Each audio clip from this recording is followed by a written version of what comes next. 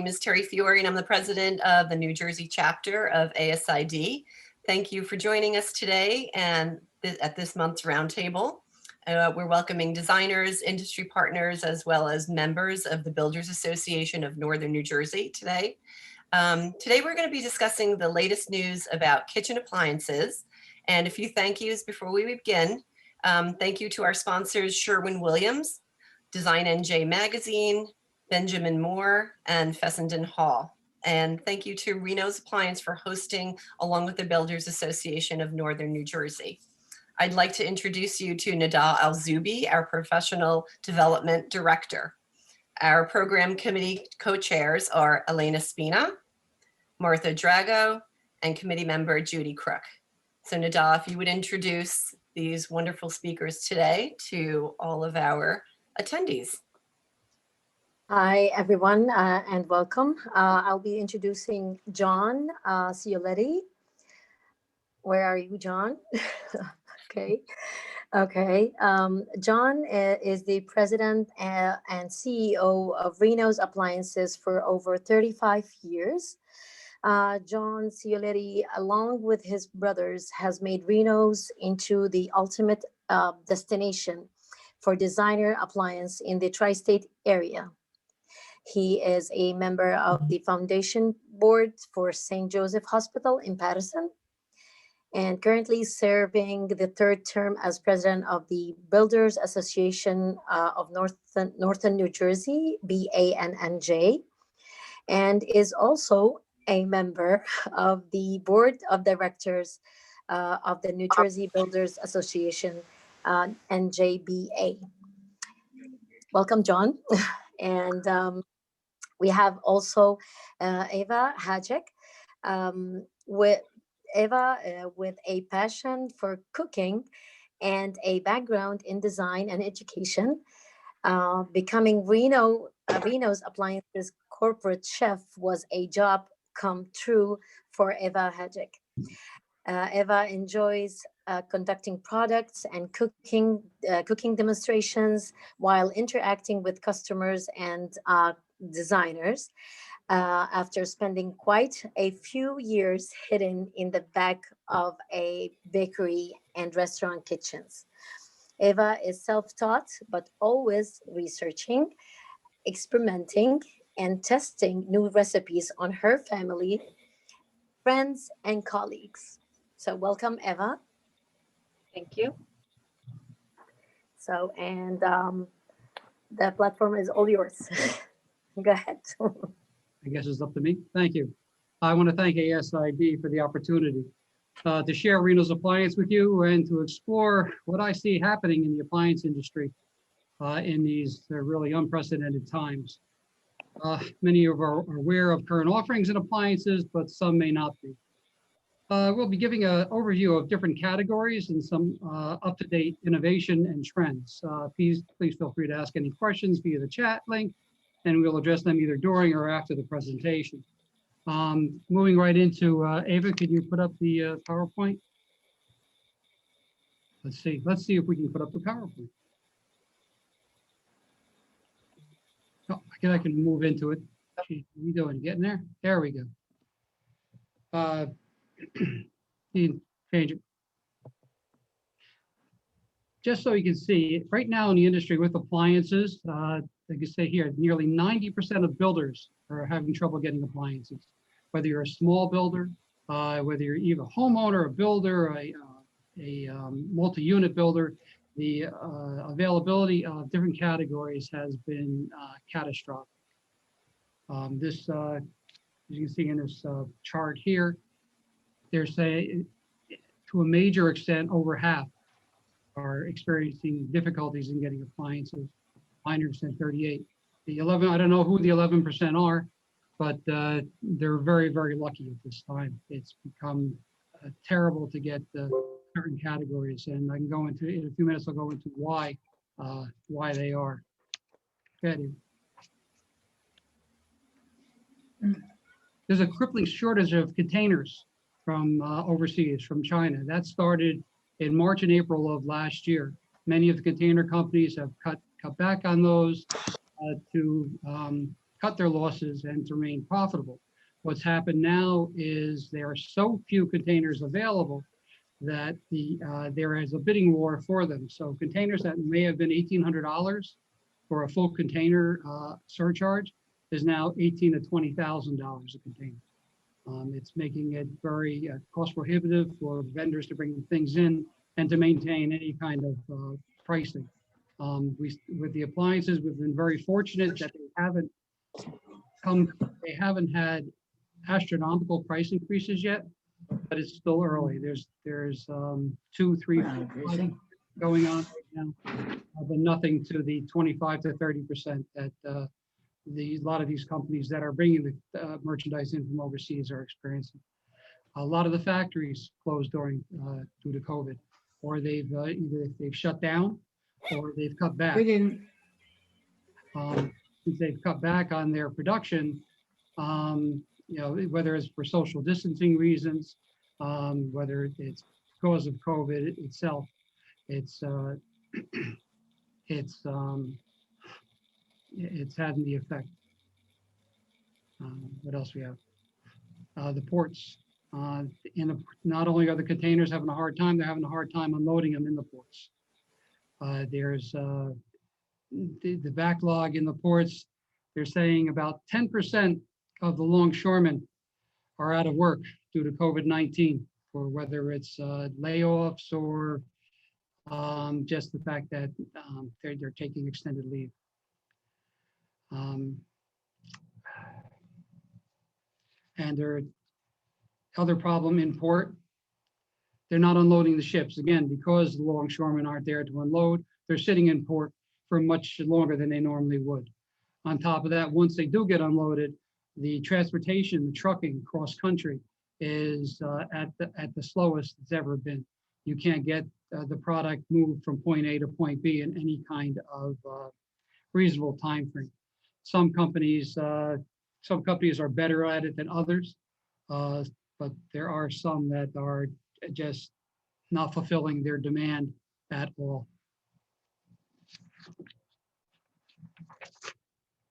We have, as I said, there's a catastrophic unavailability of product.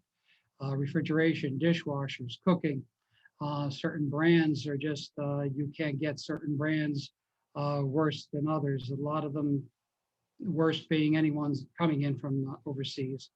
A lot of our manufacturers that are still producing in this state, in the country, are still experiencing delays because of slowdowns either in the factories. They can't get the raw materials to build everything. So we're looking at, in the case of refrigeration, back orders right now in refrigeration, depending on your category, but in the high-end category, you're looking May through September as to availability. So if you have a project that you're involved in, tell your customer, tell your client, get the order in. Don't wait, get in the queue, because there's no guarantee when you're going to see the product. And it's not a sales tool, it's reality. We have orders that we've written last year, summertime, that we still can't get the merchandise for. Manufacturers put certain half of their offerings on pause. That's what Whirlpool calls it, pause. Half the refrigeration line, half of their dishwasher line, Bosch, half of their dishwasher line.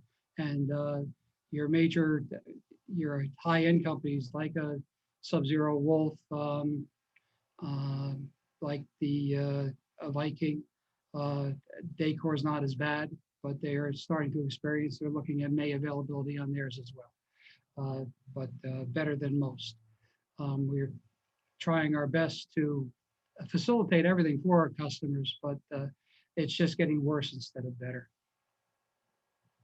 Some of the other problems with the refrigeration too is the fact that they can't get the foam or the chemicals to make the foam for the insulation for the refrigeration. So again, besides printed circuit boards, besides control boards, now we have insulation problems. And in the case of the United States, you have to meet energy standards in order to have a refrigerator out there. If you don't have the proper insulation, you're not going to meet those standards. They're not going to let you ship the merchandise out. So they're putting it all back, pulling it back. 5 minutes ago, I got a letter from Sub-Zero saying that tell your customers get in as soon as possible. They're giving September dates right now for some of their refrigeration and cooking. But in the next 6 to 12 months, I don't anticipate it getting much better by the end of the year because everybody's still trying to play catch up. It's and now with these other wrinkles thrown in, the virus itself doesn't seem to be the problem. I know we still have to be cognizant and aware and safe, but that's not what's holding everything back. It's everything that's happened in this period up to now, not being able to get the components, the demand being something that we've never seen before. People staying home, people wanting to redo their houses because they can't go anywhere. They're stuck in their house. So we're seeing that in the next 6 to 12 months. It's gonna be pretty tough. After that, into 2022, optimistic that we should start seeing every manufacturer being able to catch up again, as long as this vaccination works, as long as the economy gets back open, and they get back to full production. We open up the borders with our partners overseas and get whatever products that they or components that they make for us. It'd be nice if we could produce everything in the country, but it's just not realistic. So in the next 12 to 24 months, I'm optimistic that we will see possibly a slowdown in some demand because people will start getting back to their lives, start saying, okay, I did everything I have to do at my house. Now let me go enjoy myself a little bit before the next pandemic and something else happens. So not to make light of the pandemic, but it's people, the human nature that you want to be able to enjoy yourself while you can. Pretty much that's what I see happening in the industry and what's going to go on. We need more raw materials. We need people back to work. And that's going to be the biggest driver for getting it back together. I don't know, was there any questions about that? Or if not, I'll move on. Okay, so we can always go into that later on. Just want to go over some of the different categories of appliances. Again, that's what Reno's is. We're an appliance company. As they indicated before, we are the preeminent appliance purveyor in northern New Jersey, the tri-state area. We've been dedicated to built-in to the designer community for well over 40 years. We've been selling to that community and supporting it as the best of our ability throughout that time. In the case of ranges, again, the availability has been poor. There are some categories that they filled a little bit better, but it's not a full category. It's you might get 1 or 2 ranges that will fit what your needs are. What we find doing is telling this, depending on people's requirements and time frame, this is what you're going to get. If you want it, fine. Otherwise, if you don't mind waiting, and we don't know how long you have to wait, this is what you have to do. In the Pro Series ranges, we again, it depends on the brand and the category. Some brands are that had excessive demand at the onset of the pandemic, and their lead times are longer, and they ran into more of the problems with their manufacturing and the slowdowns. Bosch, Sub-Zero, Viking, Samsung. Samsung themselves have been probably one of the hardest in the commodity lines for us to get, and any of the BSH products. But so they're rolling in a little bit now. All of a sudden, they started shipping some. So we'll see in the next 2, 3, 4 months how much of the backlog that they're able to take care of. But in the meantime, it's a wait and see type of thing on ranges. Dual fuel, doesn't matter whether it's all gas or dual fuel. Dual fuel being electric ovens with gas tops, very popular because the ovens are much more evenly baking. Bake much more evenly than a gas range, but it's it's been the same situation with them. Components are causing the backlog. Get it. Electric ranges have been the same problem, whether it's a gas range or electric. Back orders on induction. Nobody buys coil very much anymore, unless it's a entry level or a multi-unit building. Some of them may still do that for cost reasons, but in our case, we've had some induction ranges on back order for 6 months and still haven't seen them and still waiting. And most people are understanding, but it gets to the point where they have to blame somebody, and they tend to blame us. So thank God we have thick skin, but we try our best to mitigate any problems that are out there and as to the availability. And it's across the board, whether it's induction, whether it's just a regular freestanding or slide-in range. Slide-in being all the controls are in the front, and and there's no backsplash. So in a design community, you'd want to use those more often than not, because then your backsplash could be a much more attractive or much more designer effect. But again, ranges, from our point of view, and the point of what's going on, it's get the order. Tell your clients, get the orders in. That's all you can do. Okay.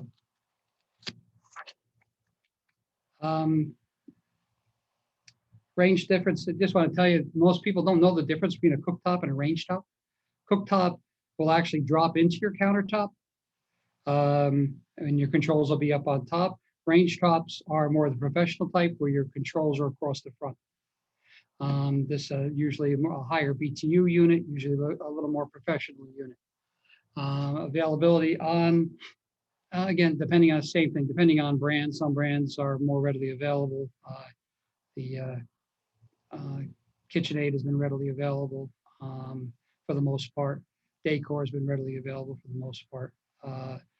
The BSH and some of the other companies there, and BSH BSH's Bosch and Thermador have been very spotty at best.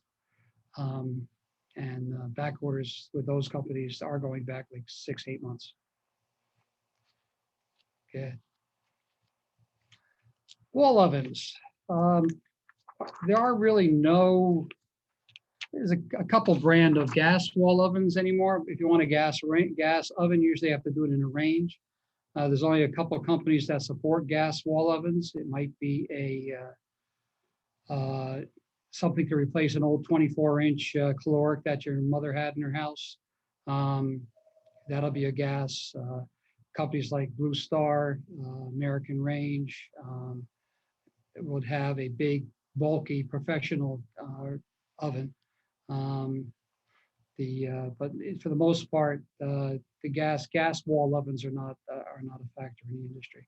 Electric, almost every wall oven will be electric. Most of them are electric and self-cleaning, and for the most part, 30 inches is the standard. And one category that is up and coming right now, and one of the not new, but it is becoming much more popular, is steam and combi steam cooking. And Ava, would you care to take that? Sure. Okay.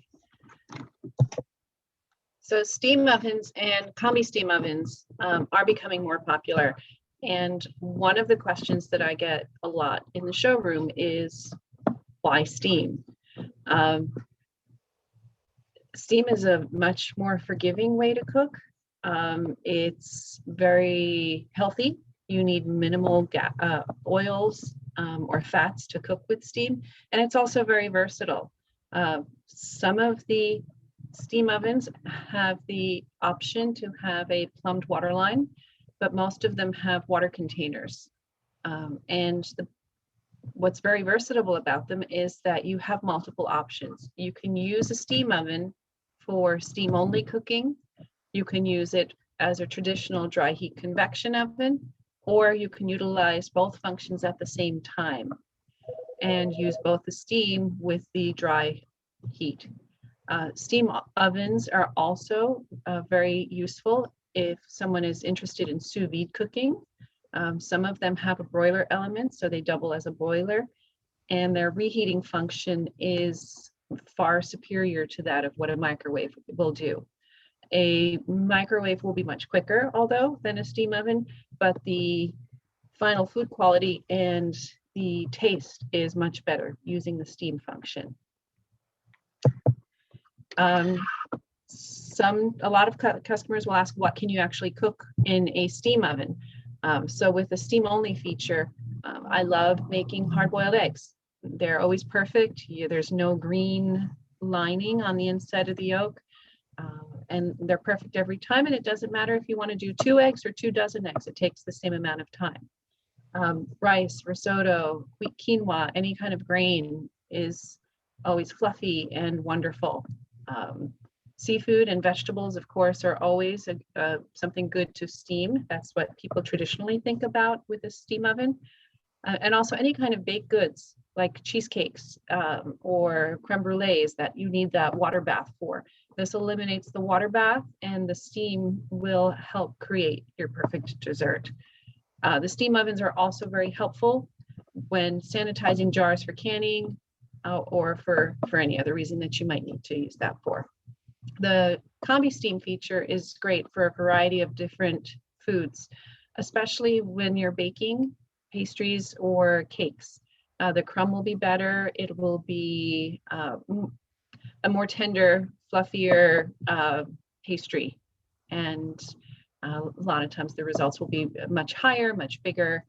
I did a test run with a box cake mix and the cream cheese, and you mix them together, and the cheese part was almost like a cheesecake. So it's very nice. You'll have really great results with that.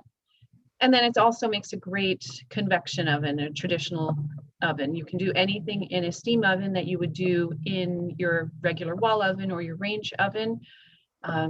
The advantage is that because it's usually a much smaller space, it is a little more energy efficient. It'll preheat quicker, and it'll just work better than waiting 20 minutes for your large wall oven or your range oven to heat up. No, we love steam cooking here at Reno's. Okay. All right, thank you, Ava. Appreciate that. And you can see why whenever I'm selling a steam oven, I just say, hey, Ava, come here, I need you. It makes it a lot easier. Microwave ovens. The steam oven, some people are asked, can they use their combi steam oven instead of a microwave? Combi steam oven can do everything a microwave can do except make popcorn and heat up a cup of coffee. So if you're okay with the extra amount of time it'll take, it will be a healthier way to reheat your food. But most times we'll see people put a microwave, whether it's a small one in a pantry, just to accent the combi steam oven, or one of the most popular units is the drawer microwave. The drawer style microwave, Sharp is the innovator of that. Everybody that has one buys it from Sharp, but it depends when you're doing a package. This way, all the manufacturers will have the microwave as part of their kitchen package. So if you're doing a Wolf package, you'll have a Wolf microwave. If you're doing a decor package, they have the microwaves as well, in order to complement what you're doing in the rest of the kitchen. Over the range microwaves are just that. They would go over a range. They're not the most effective ventilation. As a microwave, it's fine, but the ventilation is normally it's not enough power to do very much of anything, and it's very, very close to the cooking surface, so you lose a lot of your height for cooking itself. It was a product that was developed to find a place for the microwave before drawers and other things were available. Microwaves are always pretty much the ugliest thing to find a place for in the kitchen. The drawers have really taken over for that, whereas they can be relatively attractive because they are in the island under the counter. Push the button, the door opens, and they're pretty good. Speed ovens are microwave convection ovens for in all sense and purposes. So what it does, it uses microwave and temperature in order to give you faster cooking, but it'll operate more as an oven as well as a microwave. Its first function is a microwave, but it can be used as a combination. Sharp actually is coming out with a microwave convection drawer, which is the first one on the industry. So it should be very interesting when it does hit to how many people will embrace the fact of having that extra oven in their kitchen. Okay. Dishwashers are lovely dishwashers, all very, very, most of them are efficient. Most of them are quiet now, unless you're buying a basic builder model, but they'll all have good sound insulation. I don't know of too many that are going to be over 50 decibels. Most of them are between 40 and 50 decibels, which are relatively quiet in operation. Performance-wise, they're all very energy efficient. They use, and it usually takes a lot more time on a dishwasher now because they go with more time and temperature instead of excess water. And you have the different choices. You have the door microwave or standard pull it down door drawers, which are right now Fisher Paykel, where you'd have two separate drawers for microwaves. And I have on here a panel ready. You have the option of in the kitchen design, having it integrate totally into your kitchen so it disappears. Some people love it because they want to have that continuous line in their cabinetry. Some people want to know that they have an appliance there. Okay. Refrigeration, big changes in refrigeration.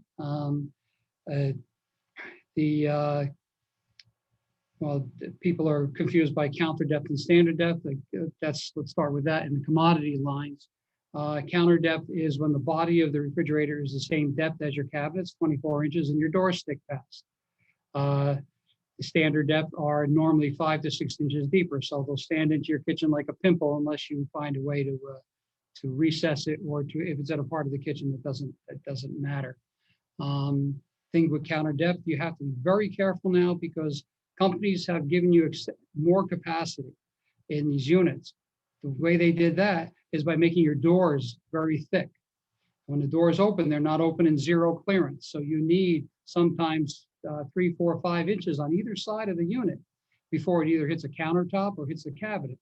So you have to be very, very cognizant of the specs of a counter depth refrigerator. It's something that we go over with anybody that's in the store to make sure that they realize that if you have a wall of over here, this will not open unless you have 6 inches. You're not going to be able to get into the crispers. So those are things that are important for you to remember in any kind of design that you're working on, whether it's in a new kitchen or just trying to buy one for your existing kitchen. For built-ins, built-in refrigeration, they have integrated, which would be totally flush with your cabinets, normally at 25 inches. Your reveals are only a 1/16 of an inch, and you don't have to see the compressor. With the standard refrigerator, normally the compressor and the units sit proud, so you don't require as much a 24-inch depth, but the unit itself will stand a little bit proud. That's the way Sub-Zeros were forever until they came up with their flush insets or with their integrated units. There are French doors available, bottom freezer side by side, and the columns being whether it's all refrigerator or all freezer. Other refrigeration, wine refrigerators, you can get those either freestanding or built in. You can get them with either custom panels around the door or stainless steel around the glass. You can get them with solid panels. You can get tall wine refrigerators to hold more wine. They'll range from, in wine refrigerators, there's a lot of variation because you get a lot of the things coming in from overseas that are relatively inexpensive. So you can range anywhere from $1,000 up to $10,000 for a wine cooler. And each one will perform well. Of course, the more you pay, the better it is. Beverage centers, in what they are they will have a rack in there normally for wine, and its other function is as a refrigerator. Have to be very careful with beverage centers because sometimes the temperature will not get down low enough for beer. You have to look at what are the parameters. Some of them only go down to 40 degrees, 39 degrees. You have to look at that, whereas for the ones that will go down to 35 degrees or 34 degrees, because you want your beer at 36 degrees, otherwise it's, you might as well be in England. Ice makers, there's the freestanding ice makers are normally it's a clear ice cube. They require either a drain or a sump pump. They run constantly. They are not refrigeration. They're just like they're making ice and they're going into a little bucket, and everything in that ice is melting. So it continually melts, continually refreshes the ice. So it's always clean, always fresh. It's like going to a bar and getting ice, as opposed to the ice you get out of your regular refrigerator, which because of the nature of frost-free, they will melt, refreeze, turn into a big clump, and 9 times out of 10 in a regular refrigerator pick up the smells. You can go ahead, Dave. Ventilation. Biggest thing we see in ventilation, and a lot of people are not aware of, is the need for makeup air. I'm going to jump right to the bottom of this. Makeup air is an ICC code in the state of New Jersey where anything that is over 400 CFM, so that means, and it depends on your building inspector. They may say, some may allow the 400. A lot of them are saying it's got to be under 400. So they're interpreting it any way that they really want. So most times we sell something at 395 to be underneath it. What makeup air is, you have to bring back into the house. If you take 400 CFM or more out, you have to equalize and bring back fresh air into the house via a makeup air damper, via makeup air system, which can be inexpensive or quite expensive depending on how you do it. It is code required. You will fail inspections. If you have permits, you will fail an inspection. And if you haven't done makeup air, you're going to have a big expense because you have to have an outlet to the outside. You have to wire it from the hood to a pressure switch inside that damper. And remember, the air coming into your house is not conditioned. So you have to either bring it into an area where it doesn't matter, or bring it into your a return duct in your HVAC. But again, that's something you should really be aware of when you're designing something. Especially if you're designing around a professional range, which will normally require 1,000, 1,200 CFM. So you're really forced to do the makeup air for it. Different, and again, just the different hood styles. See, we have here chimney hoods, which flue up to the ceiling. You need to know your ceiling height. Wall hoods would require a cabinet above. Island hoods are what they are. They're on an island, finished on all sides. And hood inserts, if you're doing a wood hood or some kind of hood that's manufactured by your kitchen company or whomever, that just requires the guts, and there it can either have a blower in it or not. Other things we see going on, different colors. We still have stainless steel is still the king. But we do see some of the other colors coming in, the whites, the reds, the blues, the greens. Some companies will offer 190 different colors for you to do. It's something that you can do. The Decor, Blue Star, Capital. There's Viking has a few, but will offer Bertazzoni will offer you some color. Some of your other Europeans, Forza, Smeg. There's the other companies that will offer different colors. Some standard colors, some will offer you the full RAL chart. La Cornue in their Chateau series, like La Cornue Chateau series, I'm sure you're all aware, will be anywhere from $30,000 to $60,000 for the range alone. Black stainless is another good trend right now, pretty big. A lot of the manufacturers have embraced it. Some are already getting away from it because they try, and if it doesn't shoot the lights out, they spin on a dime, and they just, like they did with bronze and brass and a few other colors that they had, they come, flash the pan, and then they're gone. Panel ready, you can do it on refrigeration and dishwashers. Wi-Fi connectivity is one of the big things right now, where you can download an app for your unit, and you can either monitor what's going on with your appliance, like with a range. You can see what the temperature is, what time's left on your baking. You can, on some brands, you can set the unit for time baking, so it would start when you're not at home. And refrigeration, they have that too. Some refrigerators will have Wi-Fi connectivity where they can diagnose if there's a problem remotely with your unit. Or they can, in the case of decor, they have cameras inside some of their built-in refrigeration where you can view inside your refrigerator. And again, watch what's going on with the yogurt. Yeah, pretty much that's everything we got. I don't know if anybody has any questions. There's a little thing she's gonna throw up here. This is a little B-roll of our showroom. We're a 15,000 square foot showroom. Patterson is our only location. We are in an enterprise zone, so if you buy in Patterson and you deliver in the state of New Jersey, you only pay half the sales tax. And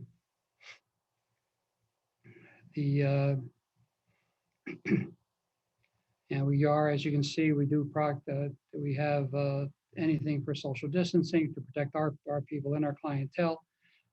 We do wipe down everything with CDC protocol, follow CDC protocols. We're proud. I'm proud of my people. We've been fortunate to have been deemed essential from the get-go of this pandemic, and I had a good portion of my crew that literally took their life in their hands when nobody knew what was going to happen, and worked to help fill the needs of our clientele. And I'm so proud of my team that's been here with me. Most of the people that work here have been. They just don't leave. I have some employees that have been with me 31 years. My general manager has been 26 years. And my brothers and I are very, very grateful for their dedication to Reno's and to what the culture that we try to put across. We're here 6 days a week. We used to be 7 until the pandemic. But with that, we've been closing Sundays, and we rolled back our hours a little bit. But we are available quite often to take care of any of the needs.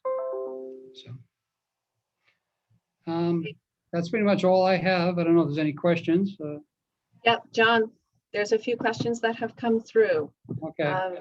There's a question about how long are you able to warehouse appliances for a project?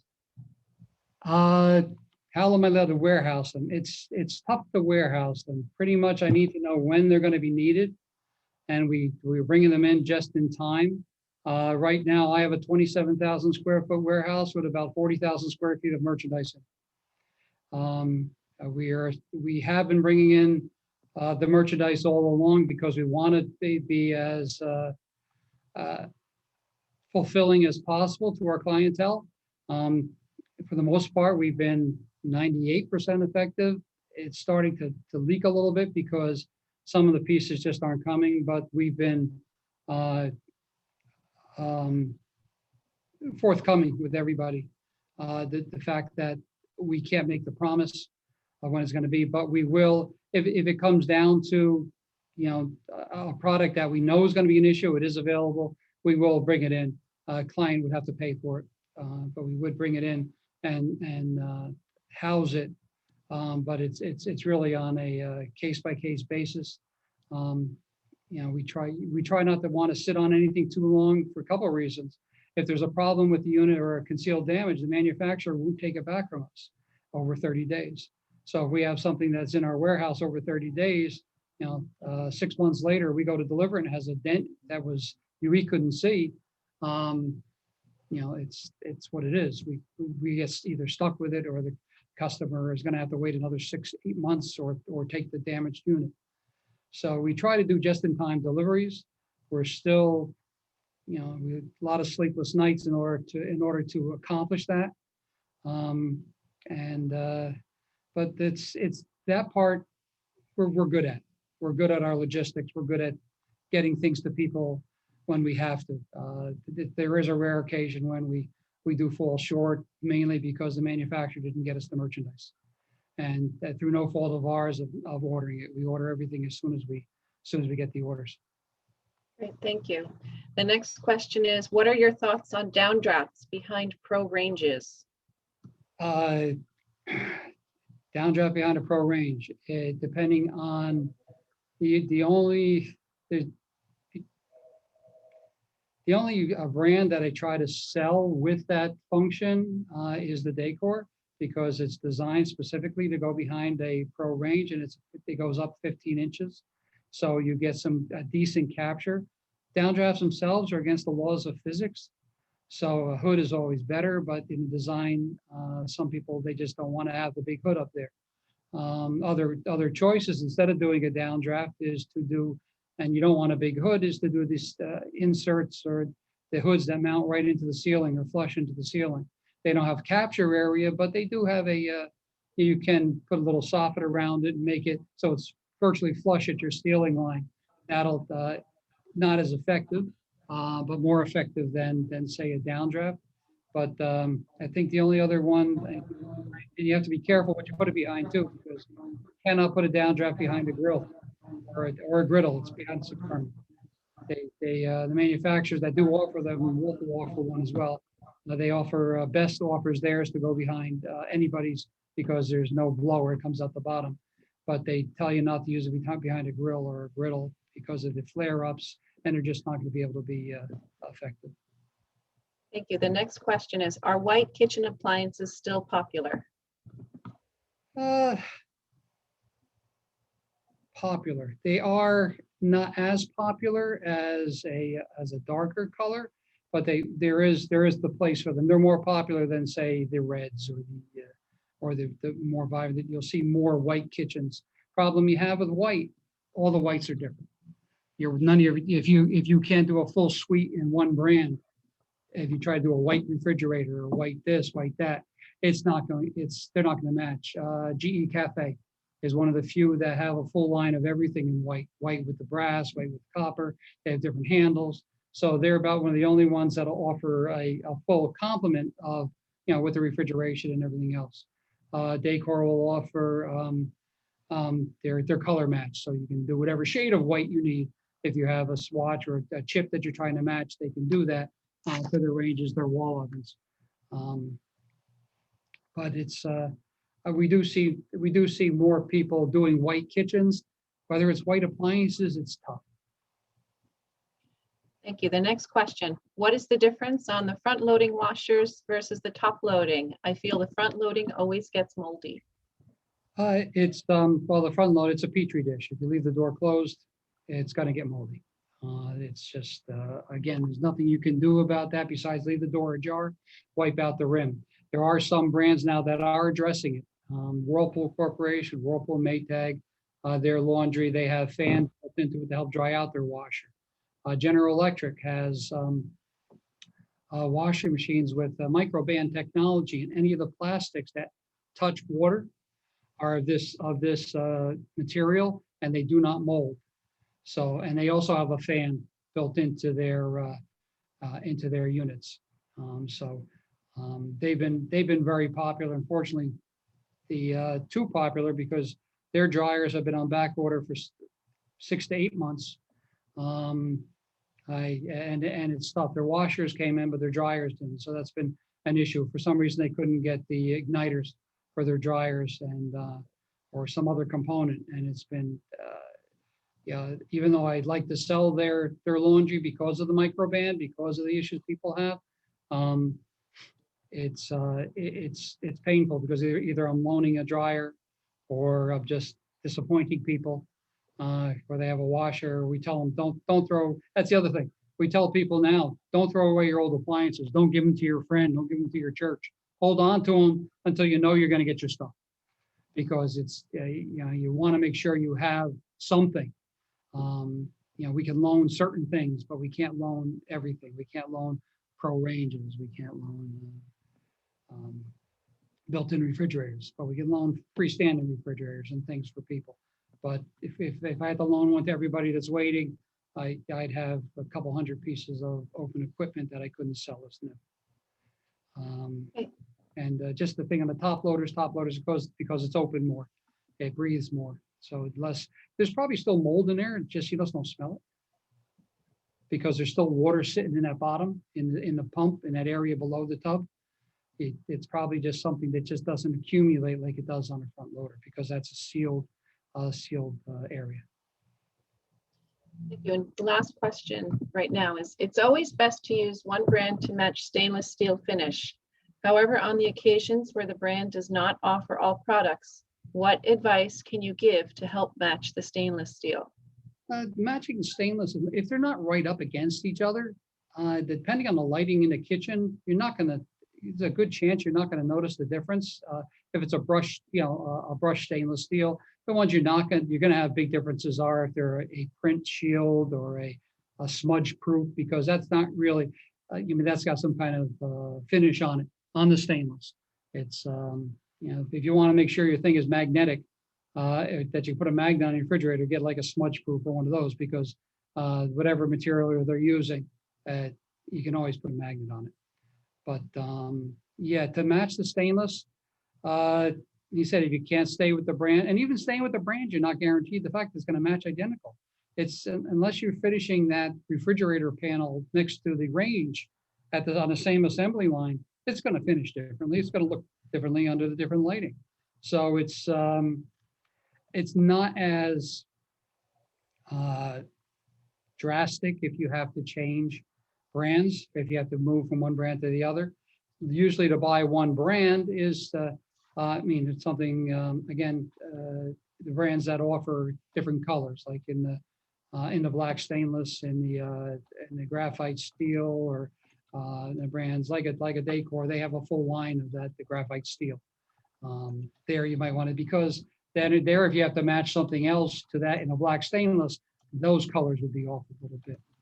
But in the stainless steel, you can be pretty confident that you're not going to notice any difference between the two, unless you're really, really more anal than me. That's it. No more questions. No more questions. Okay. Well, thank you all very much. I really appreciate it. I hope I didn't, I did my best. There's another question. Oh, there is. Okay. Yes. No, I'm not single, but thank you for asking. That was my question. Oh, okay. Not that you're single or not. I had a question about custom colorization on appliances. How much time does that increase on the lead time? 16 weeks. 16 weeks. Yes. Okay. It used to be 12, 16, and that's a guesstimate, because anything custom is slow. It's a slow time frame. Okay. Yeah, and the same thing with anything custom ordered, like hoods. If you want to do a custom hood, that's something else that we do here. You're looking a good 16 weeks. Okay. Thank you. I think that was the last question. Yes. I think that's it. Yeah. Thank you. Thank you so much, everyone. Thank you, Eva. Thank you, John. This was amazing. Thank you, everyone, for coming. And this was a great collaboration between our two associations. So I really appreciate. And the other thing, one other thing, that in July, we'll see what happens. But I know 2 years ago, we had a multi-organizational event with ASID, NKBA, BANJ, Metro, NARI, 6 trade organizations. I don't know if with the restrictions, we're going to be able to do it in July again, if people are going to have enough, are going to be wanting to get into a big party like that, or networking party like that. I will share with Terry, if we are able to do it, we're going to. Worst case, we have another one in October, at the end of October, which is basically a big with the BANJ and Reno. It's a big cocktail party that I run every year, except last year, to help raise money for St. Joe's Hospital. We're hoping that things are open enough to have to have that. And one other thing, when you think appliances, think Reno's. Yeah, appreciate anything, getting an opportunity. We try our best to make this the one of the least stressful parts of a renovation project. Great. Thank you. I can attest to that Thank as a client. So thank you very much. Thank you for coming, everyone. And we hope to see you next month at our next roundtable. Thank you, everybody. Appreciate the opportunity. Take Thank care. you. All right. Bye-bye. Bye-bye.